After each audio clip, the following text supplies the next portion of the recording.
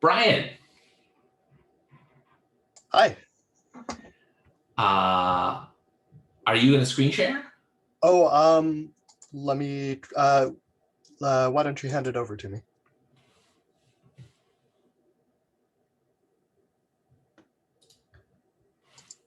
Over to you. Thanks.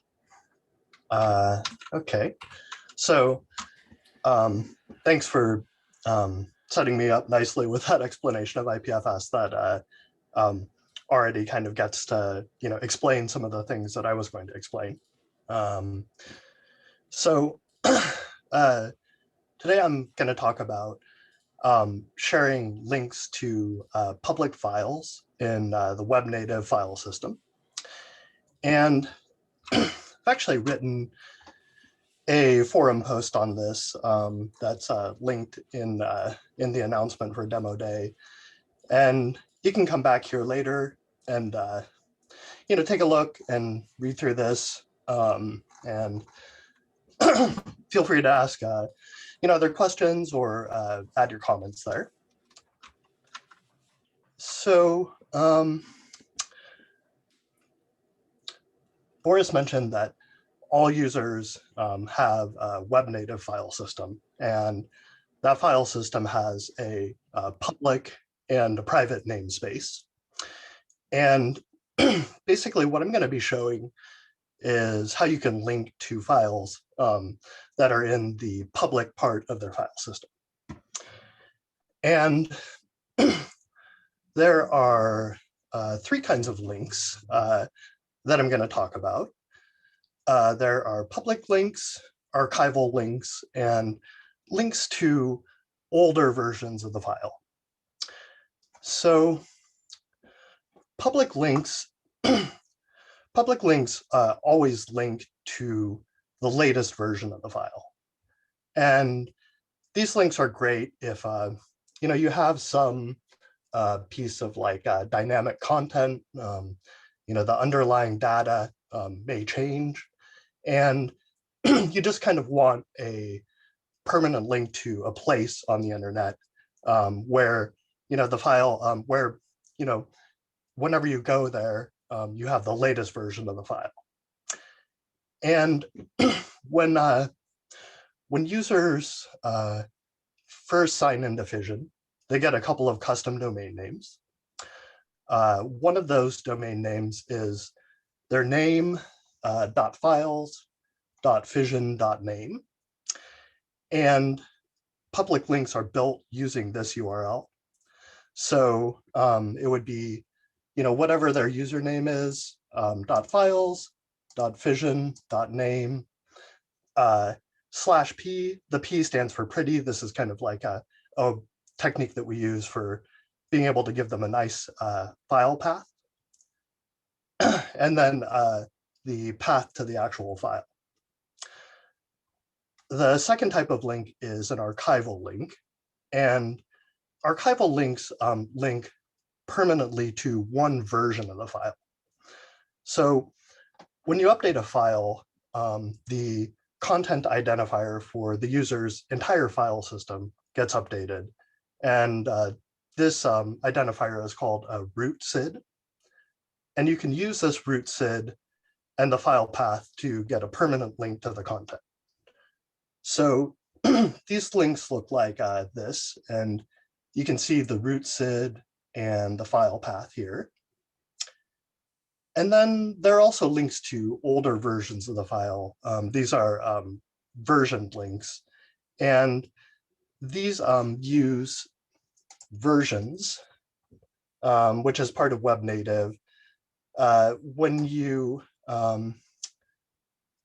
get a handle on the file, this is actually a handle on the file node, it has a history, and you can call a list function on that history to get deltas, which are how many versions back, and timestamps for every version of the file going back in history. And I'll actually go through this little demo app. We'll look at the code to see how you can use that. But let's try it out. So this is just a form. It's just going to save a little bit of plain text into my web native file system. So as a first test, we can do test. And you can see that now we have a couple of links. We have an archival link, which has this long content identifier in it. And then you can see the path to a file. I've saved this plain text to shared.txt in an examples folder. And then we have our public link, which is in brian.files.fission.name, examples, and shared.txt. And so if we open up this archival link, we can see there we have test. And if we open up the public link, also test. So if we do a second test, if you were paying attention, you would have noticed that this content identifier, this SID updated. And so now we have a new archival link for this version where the file says second test. And we also have an older version down here now as well. This older version points to the first version of the file. So we'll look at those, but first, since I still have the tab open, this was our archival link for the first version of the file. And just to kind of, show that it's still there and it's unchanged, there it is, it still says test. So that will, never change. That link will always point to that version of the file. And if we look at our new archival link, we'll see that this one should say second test, and it does. And then lastly, our public link has not changed. The link has not changed, but the content behind it has updated to second test.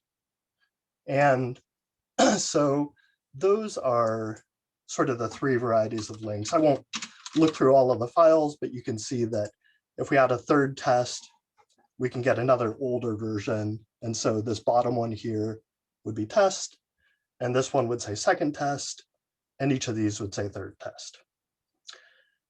And let's take a look at the code briefly.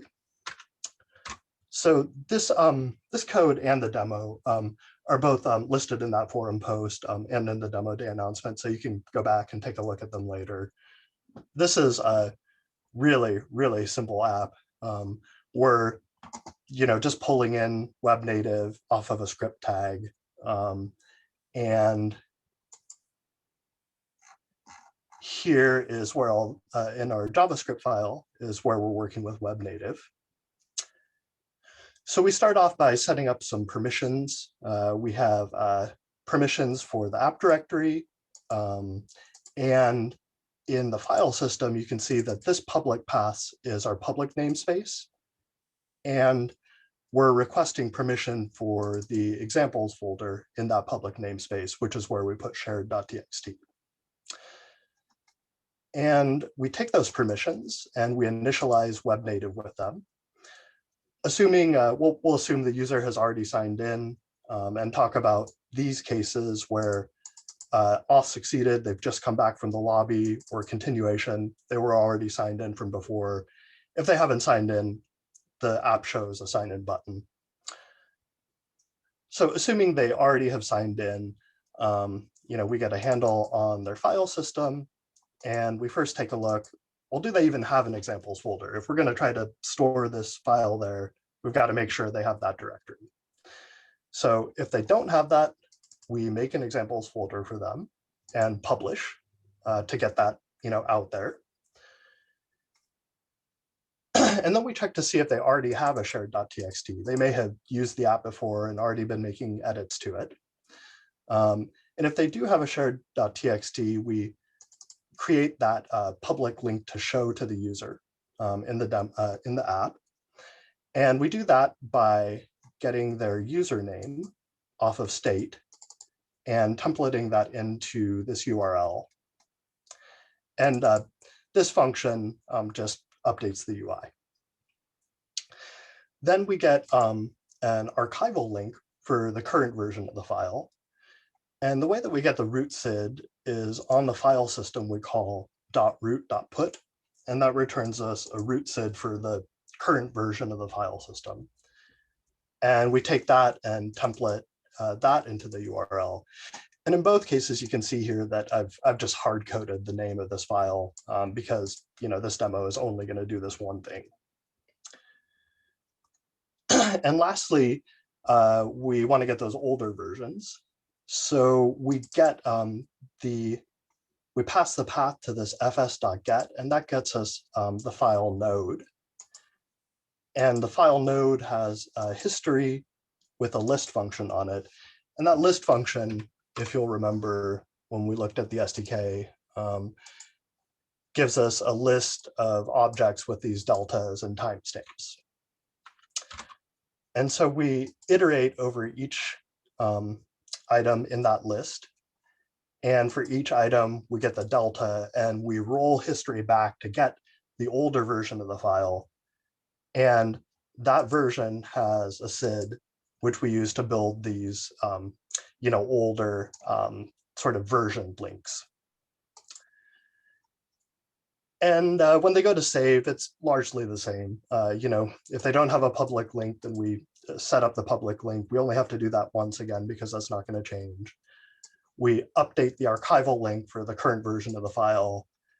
And then presumably we've already gone through their older history, so we can get the list of the history. And if we have any history, we can just get the last version by just passing in -1 to just roll back to the last one, take that, and add it to our list. And so that's basically it. The main important things to take away from this are the three kinds of links: the public link, archival link, and versioned links. The public link and archival link really are sort of like more user-friendly links, and they're better for if you want users to like have things that they can bookmark or share with each other, because you'll notice that these actually have the path for the file, whereas these versioned links, it has the content identifier, but you have no idea really what file is in there by looking at that link.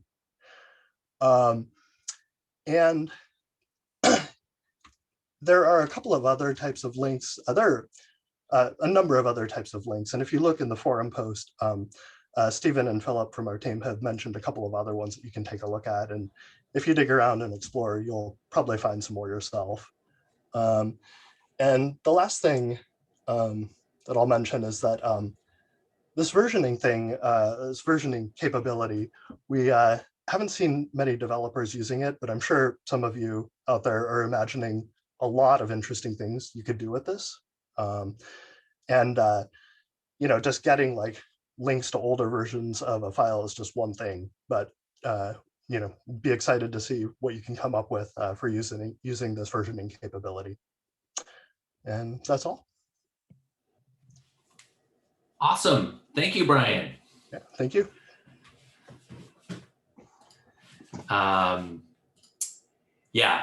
What you'll notice there is you'll see Fission in a couple of those names. The SIDs that are in there, that's part of the global IPFS network. So those can actually be accessed from with anywhere in the network.